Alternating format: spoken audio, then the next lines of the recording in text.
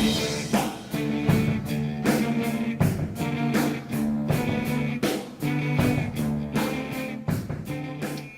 everybody, it's Double B, aka Wrestle Gamer, back here with another installment of WGS-TV on the WGS YouTube channel, and I have Ashley on Skype, and we're gonna have a rundown and our thoughts on Friday Night Smackdown tonight. Now, Ashley, we kind of open up with a really good match between Christian and Mark Henry. Wouldn't you agree? Good match. I'd have liked it to be a bit longer than it was, but it was still very entertaining. Good little match. I guess raising the profile of both Henry and Christian. Yes, Christian got the win in that one, but Christian wasn't done. He had a few statements he wanted to make, especially concerning last week's triple threat match, which saw Sheamus become the new #1 contender. We'll tell you about what happened when we get to his match with Randy Orton. You know, Christian was really unhappy. You know, at certain points he felt that the referee, he had Sheamus pinned, and the referee wasn't in position. Teddy Long came out and said he agrees that he was a victim of circumstance, but will not change the main event match, except for one thing. He made Christian a special guest referee. Ashley, did you see this coming, with Christian becoming the special guest referee? Possibly. I'd have expected to see him involved, but possibly not as a special referee role. But adds another little twist to the main event. Yep, and then we had Tamina and Alicia Fox taking on AJ and Caitlyn again. Again. What's the point? Ashley, that's all I'm going to say about this match is, what was the point? Basically to teach the rookies that's why you should never do well at NXT, because you job. Exactly.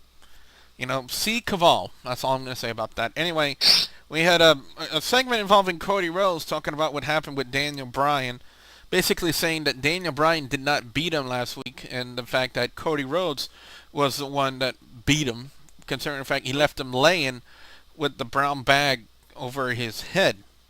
Good little segment there, including the introduction of Bad Cat. Bad Cat, yeah. Then we pan to the back where we see the Great Khali, and Matt Striker is attempting to interview him. Let me just say this, you know, compared to the Great Khali, Matt Striker looked like a wad of chewing gum that you're about to scrape off your foot. But he was trying to interview him about what happened with his brother Rajan Singh last week on Friday Night Smackdown with the heel turn and all. And then we had Jinder Mahal come in, speak some sort of, you know, Indian stuff. Don't even know what he said. Then he said something about Jinder Mahal Kingdom. It kind of reminds me, Ashley. Do you remember Tiger Ali Singh? Yeah. It kind of reminds me of that gimmick they were doing with him. Tiger Ali Singh teaming. It's kind of like it's using the Muhammad Hassan and Davari thing, and then taking it to India rather than Arabia. Yeah. So anyway, there was a match of Jinder Mahal and Yoshitaka. Basically, they made Yoshitaka job to Jinder Mahal. I mean, it was like literally a blowout in this match. I think actually, I think one of the main reasons they did that is they really wanted to showcase Jinder Mahal and what he's capable of doing, and you know, his physical attributes and what he can contribute to the match. Yeah, he finished with a full Nelson Slam as the finish for his match, and then we had Khali come in and do the Khali vice grip on Yoshitaka, I guess to further cement his new heel status in the WWE. Ezekiel Jackson got another shot at Wade Barrett for the Intercontinental title. You know, they really, I find they put a lot of hype into Ezekiel Jackson and his physical prowess in the ring. I mean, come on, the dude's big as a tree. Well, as his theme tune says, it's all about domination. Exactly. Oh, for those of you who don't know, I know a lot of people were asking, you know, about the origins of his theme. Brawl for All in the 90s. It's the Brawl for All theme. And then it was shortly used by Bart Gunn after he won the Brawl for All tournament. It was either in 97 or 98 when they had the Brawl for All tournament. Whatever it is, he got smashed the hell out of by Butterby. Oh, yes, exactly. I believe in the opening seconds of the match, if I remember that correctly. Yeah. Anyway, what happened in this match was basically, again, very predictable. Saw it coming. You know, we had The core rundown. Heath Slater and Justin Gabriel. Emphasis on the gay. Oh, I'm just kidding. Or am I? Anyway. um, basically distracted Ezekiel Jackson, and while Wade Barrett got himself intentionally counted out to save his Intercontinental title, actually, I gotta say, they're really going somewhere with this Ezekiel Jackson core feud.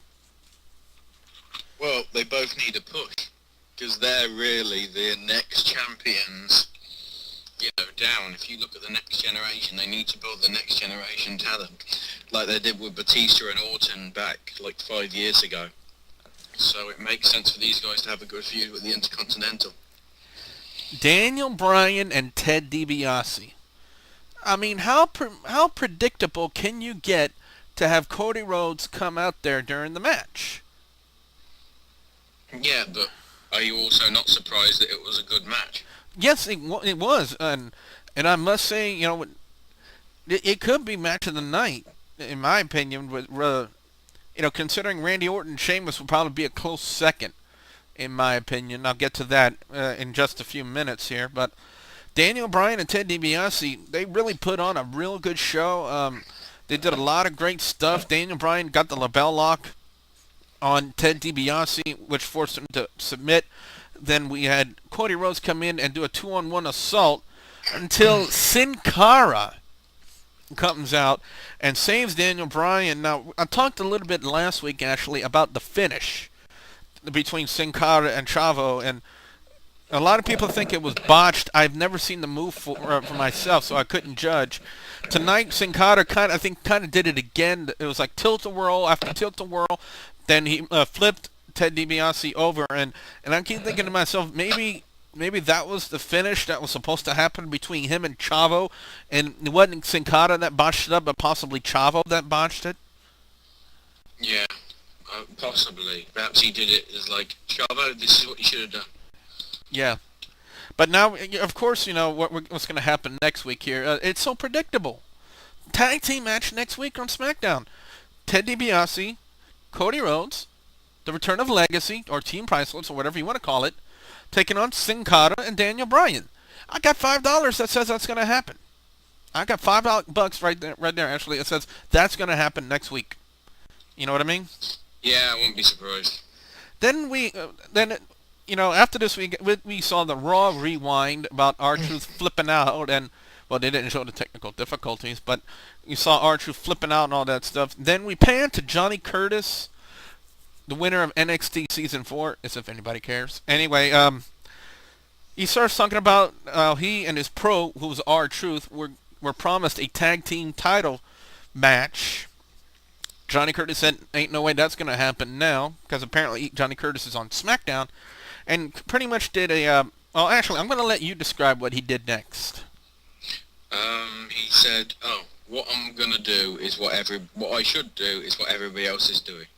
And he gets a bottle of milk, starts tipping it into a dish, then starts crying, then spills the dish, so he's crying over spilt milk, and then, just for shits and giggles, I guess, he pours the rest of the bottle over his head.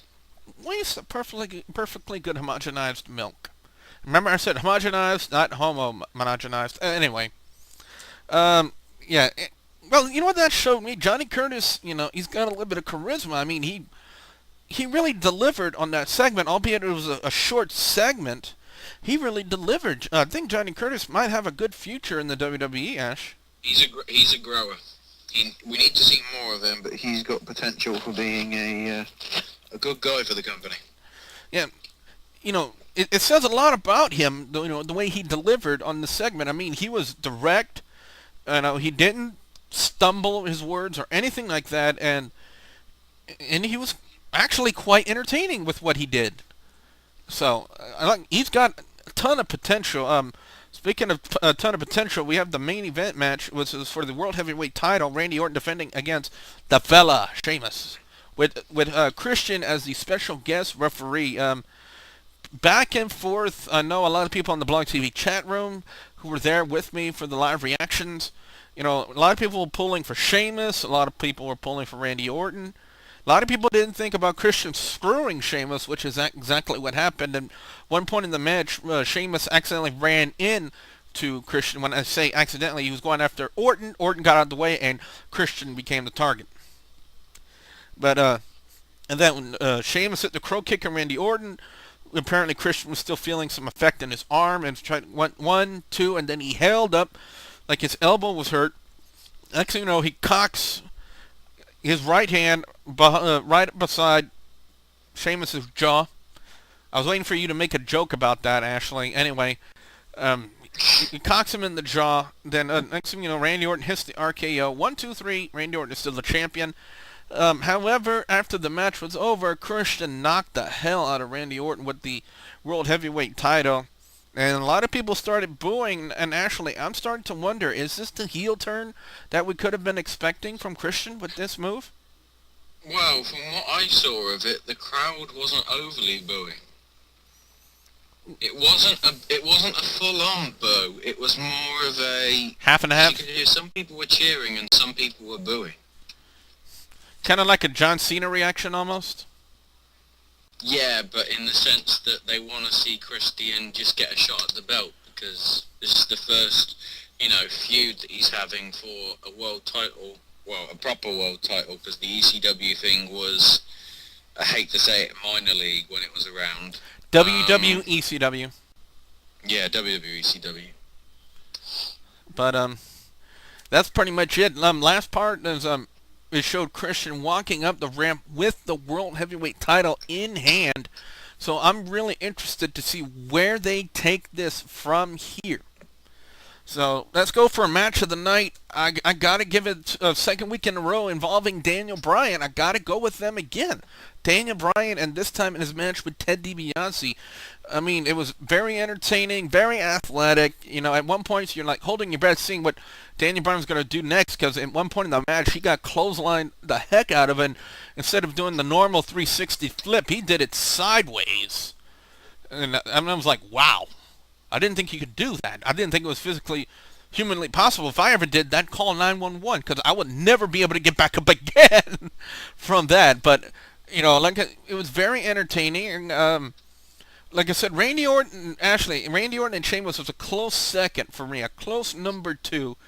But, we can't count Ezekiel Jackson and Wade Barrett. That was too predictable. Jinder Mahal and Yoshitaka, that was basically a jobber match for Yoshitaka, which I think is a shame, because Yoshitaka has a lot of talent and potential, and WWE's just letting it go to waste by making him job to Jinder Mahal. But in all sense and purposes, it was, again, to showcase Jinder Mahal and what he can do, and how he would how he got the crowd reaction. And for a heel, he got a pretty good heat for a heel with him being his first match. Ashley.